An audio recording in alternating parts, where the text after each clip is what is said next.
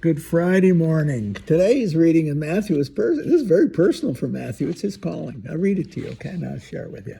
As Jesus passed by, anytime you hear the expression pass by, you know that is a religious moment. Everything is going to happen. It's like it's Passover. It's that word passerby or pass by or whatever always signifies a divine interventional moment, okay? So as Jesus passed by, he saw a man named Matthew sitting at the customs post. Now you got to know Matthew worked for the Romans. It makes him a traitor.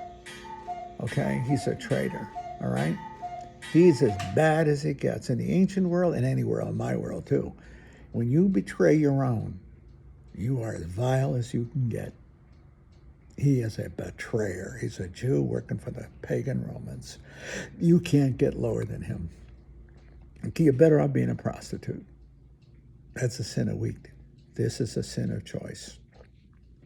Matthew ain't a good guy. Not in that world. Not in that world. They could have whacked him, they would have. So he saw a man named Matthew sitting at the customs post. He said to him, "Follow me." While he was at table, and he got up and followed him. So what does Matthew do? He hears the call of Christ and he follows. He doesn't question, he follows. Now, while he was at table in his house, many tax collectors and sinners came and sat with Jesus and his disciples. So they followed Matthew. Tax collectors and sinners. They don't mean sinners, they miss Mass on Sunday. They're talking about betrayers. These guys are the bad guys. But they sat with Jesus and his disciples. They were a community of sinners together. The Pharisees saw this, and he said to his disciples, "Why did your teachers eat with tax collectors and sinners? What's the matter with him?" He heard this, and he said, those who are well don't need a physician, but the sick do. Go and learn the meaning of the words, I desire mercy, not sacrifice. I didn't come to call the righteous, but sinners. Why I take that so seriously. I feel, it's so strong that I desire mercy, not sacrifice.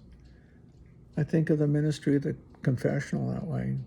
I see the ministry of the church as the ministry of mercy, often through the telling of the truth, always by the telling of the truth that the gospel reveals, but also compassion.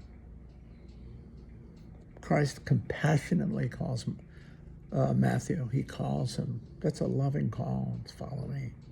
It's an invitation to freedom and life, rebirth. And I think of that in the confessional. I'm not there to place a burden on your back. It's to take the burden off your back and to lead you into a freedom of conscience, a freedom of life. You see, if you think of sin as a paralysis, then the sacrament of penance is a sacrament of redemption from paralysis. It's a call to freedom from sin. I think one of the sad parts of our confessional practice of many, many years ago, not now, but years ago, was so canonical, legalistic. How many times did you do this? And I can understand that, okay? I can help me get through life, okay? But I look back at it, what you saw was an iteration of sins cataloged by canon lawyers, essentially. They say canon lawyers, the revenge of the Pharisees on the church. That's a great line, okay? It's a monastery line. But what you didn't see was the journey of faith, the journey of freedom. It was more canonical, that means legalistic, as opposed to moral. And after the council, the church in her directions, her moral teaching, moved in the direction of moral education, not canonical. And so in the confessional, you don't ask people, how many times did you do it, and all this kind of things. The question is, what we seek is the journey, freeing from those sins, those paralyzing sins that cripple us and keep us incapable of loving more generously. Not interested in keeping your legal nose clean, but in living a richer and fuller Christian life, human life, that you would learn to love better. The same with preaching. I don't know I'd ever condemned anything in a homily, but I'm a product of the council. I remember the sermons in the past, and when I was a young boy, often it was very, very strong and strident. Maybe it had to be that way. I don't know. You can't condemn a time before you. But I'm grateful for the Second Vatican Council, because it was a council that called us, this is John the 23rd, called us to redemptive love. Not obedience, but redemptive love. Transforming the world to a gospel of love. A world in sorry need of redemption.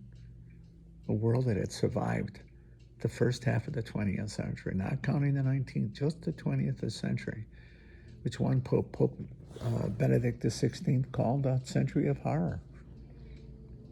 You just think about the First and Second World War. 8 million people were killed. Soldiers were killed in the first year of the First World War, 1915. 8 million soldiers were killed in the fields of Verdun. One battle alone, 8 million, the course of that war. And God knows 80 million roughly were killed in the Second World War. If that isn't the era of horror, the age of horror, what is? What is? Led by the most civilized people in the world, the Europeans and the Asians. Yeah. We are in need of redemption. Not law, but love that will bind us together to the intimacy of communion, to seeing each other, and seeing each other with the tenderness of love. My friend Sarah, her grandmother said, before you can love Sarah, you must first see Sarah. She's right. What a genius. It's true of all love. You must see the other and love the other whom you see. And then hostility and fear diminish, and the other seems not so other any longer to you. They seem now to be a communable friend, someone in communion with whom you can walk this life. And that's beautiful, you see. You see beauty. Not otherness and strangeness, but beauty, because your heart is open to the other through love. That's the truth. That's the truth. I believe that. See? It's a calling.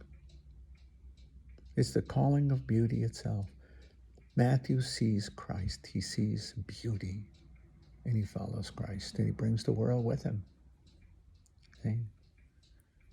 Christ calls us to the beauty of life itself, if we have the courage and the openness of heart to see him and love him.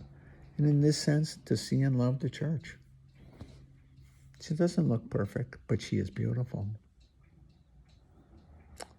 You know, I told that to a friend of mine who had left the church.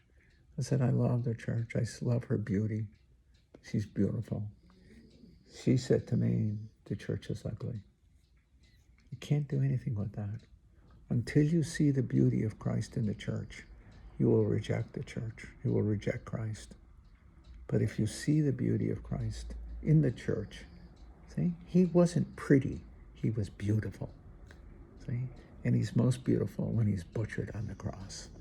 You would never describe Christ on the cross as pretty. God, does he look good? He must have been horrifyingly ugly as he died on the cross.